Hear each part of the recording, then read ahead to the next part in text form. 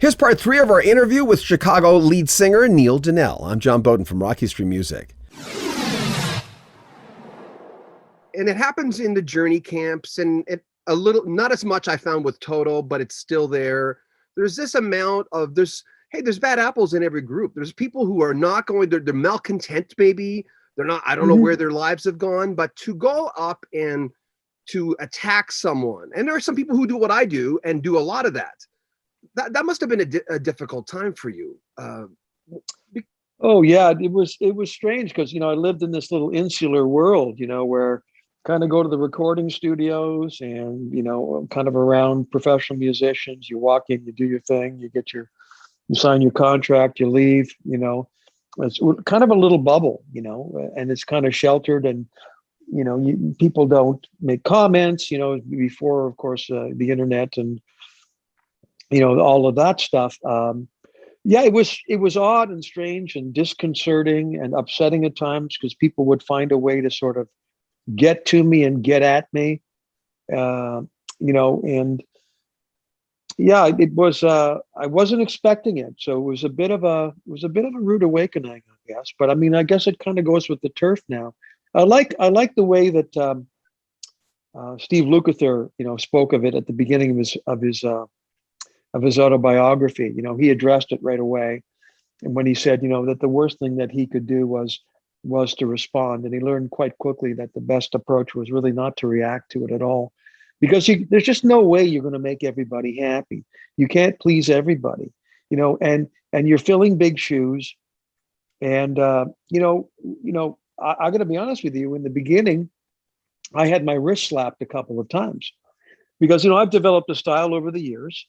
And got a little bit excessively, I'm going to use the word interpretive with the way I was reading some of the material. And, I was approached a couple of times and they said, well, don't do that. Or could you not do this here and there? Because I was embellishing a little too much. And for me, it was about finding a fine line about sort of, being myself, but also honoring those moments that people really want to hear in the songs. These are important things to people. These songs are meaningful, in people's lives. But every time that happened, and it happened 1 or 2 times, maybe 3 over the course of the first year, I would always, my response would be, well, thanks for pointing that out to me. Thanks for reining me in.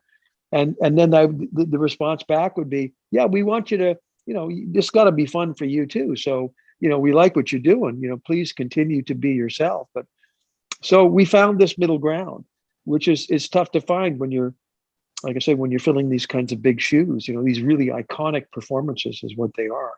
Did you have siblings growing up? Yeah, I have an older brother and a younger sister. Yeah. So, your older brother, did he introduce you to music, or there must have been music in the house someplace? Yeah, there was James Last, Really? and stuff like, oh yeah. And my father liked, I turned him on to one pop album, which I ended up buying him 3 copies of it because he kept wearing it out. Harvest by Neil Young. He really loved that record. And he liked a little bit of Gordon Lightfoot, but it was mostly kind of classical music and stuff. But for some reason, when I was in elementary school, they started a choir in the school. And I have no idea why, but I took it upon myself to audition for the choir because they had to test to see whether or not you could hear pitch, of course. And it was kind of curious. I mean, I think I was in grade 4 and it was about a 30 or 40 voice choir and just me and one other boy.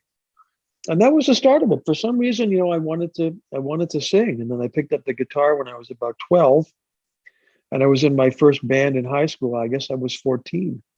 So for some reason I wanted to sing. There was music in the house, but the rock music, came from other places. The popular music came from just, I guess, mostly from friends, It just became very important to me. When all guys were picking up guitars and playing the drums, to meet girls, to get that happening. It was never about that. It was always about the music, If a girl came along, that was great too, but of course, and those guys that are still doing the music today, because I still have friends, because I grew up in Montreal, I still have friends that I was in, playing music when I was a teenager with, who are still doing it professionally for a living. And those are the same guys that it was just about the music. And that's the thing with Chicago, the music was so groundbreaking. I remember hearing, does anybody know what time it is for the first time? And that got us in the high school, because there was a music program there, to put a band together to try to play those songs. We'll have more of our conversation with Chicago lead singer, the tenor in the band, Neil Donell, coming up in 3-4 days. Make sure you comment on our video, subscribe to our channel, and share our videos. I'm John Beaudin. This is Rock History Music.